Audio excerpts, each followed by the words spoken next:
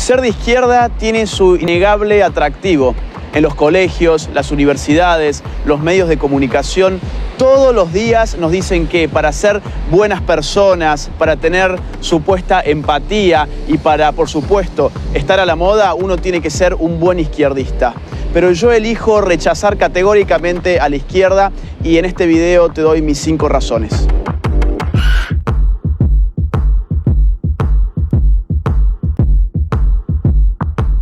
Razón número 1. La izquierda es la ideología más asesina de la historia. Izquierda y derecha son categorías políticas que nacen en el marco de la Revolución Francesa. Los jacobinos, la primer fuerza de izquierda, por así decirlo, del mundo occidental, fueron los primeros en establecer un gobierno de partido único, que a través del Comité de Salvación Pública asesinó a más de 35.000 personas por no adherir o por oponerse al régimen revolucionario a través de lo que se llamó el terror. Pero el siglo XX vería llegar al poder a la izquierda socialista a través del movimiento comunista bolchevique, de tipo marxista-leninista y maoísta. Entre 1917 y 1991, estos llevaron adelante las matanzas más cruentas de nuestra historia moderna. Aunque a menudo se procure ocultar esta realidad, inauguraron en el mundo la utilización de los llamados campos de concentración para la represión ideológica masiva, donde mediante deportaciones en masa de población se lograba una esclavitud general mediante una red de instalaciones de trabajo forzado. Estos son los números de asesinatos que solamente durante el siglo XX la izquierda cometió.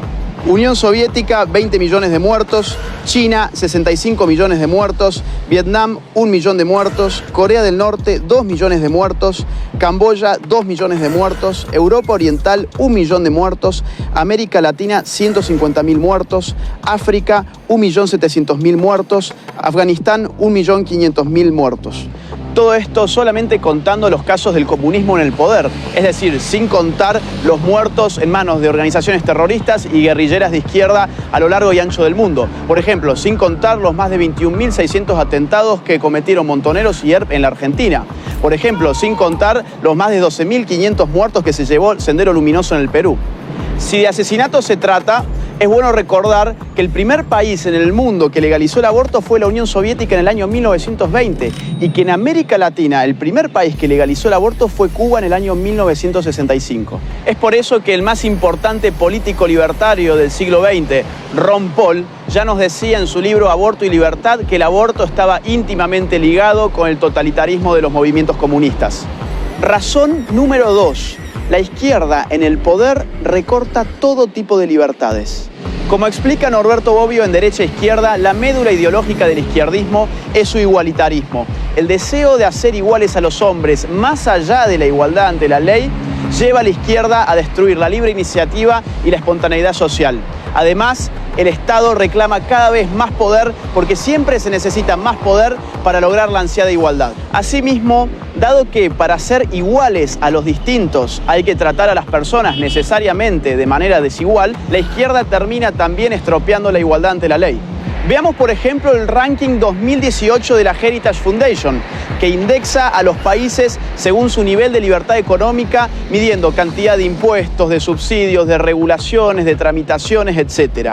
En este ranking, que escruta 180 países, los últimos 3 puestos se los lleva Corea del Norte, Cuba, Venezuela. La Bolivia de Evo Morales figura en el triste puesto número 173. Pero la izquierda no solamente aplasta la libertad económica, lo mismo hace con el resto de libertades. Por ejemplo, la libertad de prensa.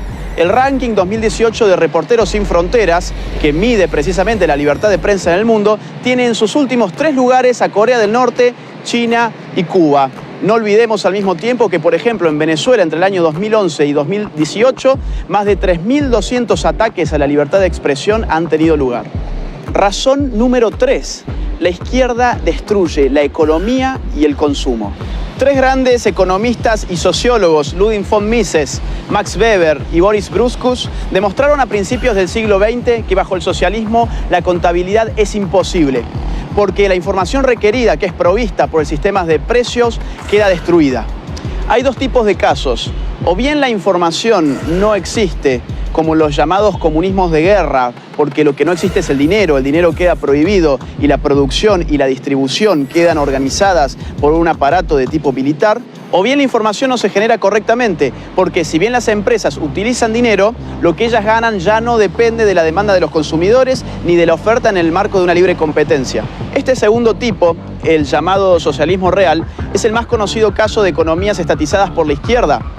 En este caso, las empresas públicas son premiadas monetariamente a partir del cumplimiento de arbitrarias metas de producción establecidas por el propio Estado. Es sabido, por ejemplo, que la Unión Soviética terminó informándose sobre cuánto costaban ciertas cosas a través de catálogos de precios provenientes de los Estados Unidos, ya que el Estado apenas podía lograr regular unos pocos precios que igualmente no reflejaban ni la producción real de los productos ni su necesidad. Esto llevó siempre a estos regímenes a la institución de la cola, para que la gente pudiera conseguir escasos bienes de consumo que finalmente debían ser racionados para que alcanzaran para todos. Así como también se daba el abandono de tiradas enteras de producción sin nunca ser consumidas, o que fuera más fácil para un campesino almacenar tractores rotos que comprar las refacciones. Pero por otra parte, en su ansiedad por igualar, la izquierda termina arrasando con los incentivos económicos que llevan precisamente a los hombres a producir. Esto es muy fácil de entender. Supongamos que Juan gana 10 y Pedro gana 6. Lo que la izquierda dice es, hay que quitarle 2 a Juan para igualarlo respecto de Pedro. El problema es que seguidamente Juan, que ganaba 10, ya no va a tener más incentivos para continuar ganando 10, sino que su productividad va a caer a 8. Y así sucesivamente la torta se va haciendo siempre cada vez más pequeña. Si a la redistribución compulsiva le sumamos un Estado que va avasallando los derechos de propiedad, que afecta a la iniciativa privada, que engrosa cada vez más el sistema público y aumenta sus regulaciones, tal como siempre ocurre en los regímenes de izquierda, lo que veremos afectarse en definitiva y de forma indefectible es la economía. Razón número 4. La izquierda destruye la calidad de vida. Este punto está íntimamente ligado al otro y los datos y los números están a la vista de todos. Por ejemplo, Ucrania. Stalin, entre el año 1932 y 1933, provocó una histórica hambruna en ese país, en la cual murieron de hambre más de 4 millones de personas y para el año 1934 el índice de natalidad había bajado hasta un 40%. Miremos si no el caso chino. Con el régimen totalitario implementado por Mao Zedong, la tasa de pobreza era de un 80%, pero con las reformas de mercado del año 1978 por Deng Xiaoping, ese número empezó a decaer y terminó siendo del 10%. Esto significa que, dejando atrás el socialismo a partir de las reformas de mercado, China logró sacar de la pobreza a más de 500 millones de personas. Veamos también lo que sucedió en Cuba. Finalizando los años 50, antes de la revolución de Fidel Castro, el Atlas Económico Mundial de Ginzburg colocaba a Cuba como el tercer país de mayor ingreso per cápita de Latinoamérica, después de Argentina y Uruguay. Hoy, Cuba ocupa el penúltimo puesto del ranking, con $7.602 del PBI per cápita, mientras que en Chile, por ejemplo, el ingreso es de $27.058 per cápita, y el primero en América Latina en el Índice de Desarrollo Humano de la ONU. Y tenemos el caso venezolano frente a nuestras propias narices. El llamado socialismo del siglo XXI dejó en la pobreza a un 87% de su población. En el año 2017, por ejemplo, el 64.3% de los venezolanos bajó de peso un promedio de 11,4 kilogramos. Y el 76% de la población escolarizada hoy no concurre a clases por no tener alimentos en sus estómagos. La penuria también se puede medir por la emigración. 4 millones de venezolanos han abandonado Venezuela desde la instauración del chavismo. No importa que vivas bajo un océano de petróleo, la izquierda siempre empobrece a la gente.